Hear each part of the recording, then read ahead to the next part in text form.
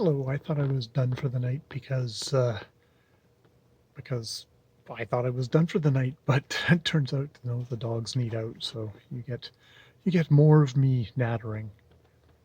I was just listening to Canada Land, where um, I think CBC president did a very kind of signaling kind of internal memo to employees, where they say like, I know, even though I'm not, I can't know what your situation is, and I don't know where you stand. I stand with you, or something like that, where they did not mention, black in that at all, or actually make any commitment to actually doing anything, just an empty kind of virtue signaling thing. And there's a couple of other things which are just sort of instances of people basically kind of trying to say the right words without really doing anything, which there is a part of me that has some sympathy for that, because I haven't rushed to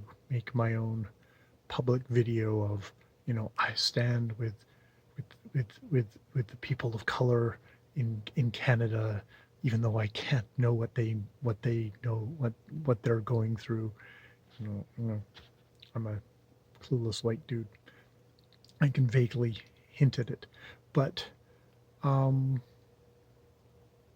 because yeah, I think a lot of those statements are rather empty and hollow. I could try and amplify people um, who do know what they're talking about and do walk the walk, even when I'm just sort of stumbling through the world as I usually do. Um,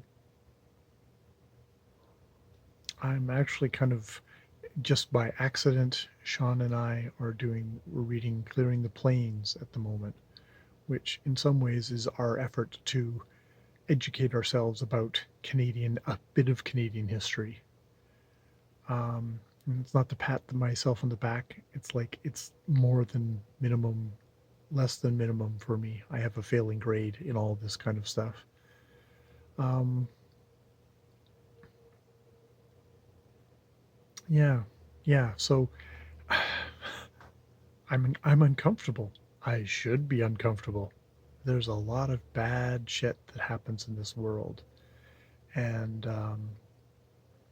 well, for the most part, people, look, at the end of the day, everyone does want to kick back and relax. Um, it's also good to just every once in a while put that hat on and go, we should be uncomfortable. There's things that need to get done. Um, and I don't know. I don't know.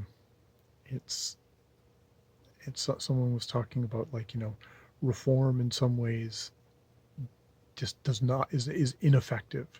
I don't know if that comes from an activist point of view, where, they basically have to push everything to the maximum to get anything to move just a millimeter. Sometimes I think that might be actually the case, because actually the person who did it actually did get um, a bit of their agenda on the board. This is Canada Land, and they're talking to a woman who's founder of Canadian Black Lives Matter, and actually getting the idea of um, of defunding the police onto the agenda as just something to think about, of like, we pay the police so much to do so many things, maybe we should be paying them. And this isn't what they mean by, I don't think, the defunding, but just like, maybe we should have people other than the police who are dealing with people with mental health problems.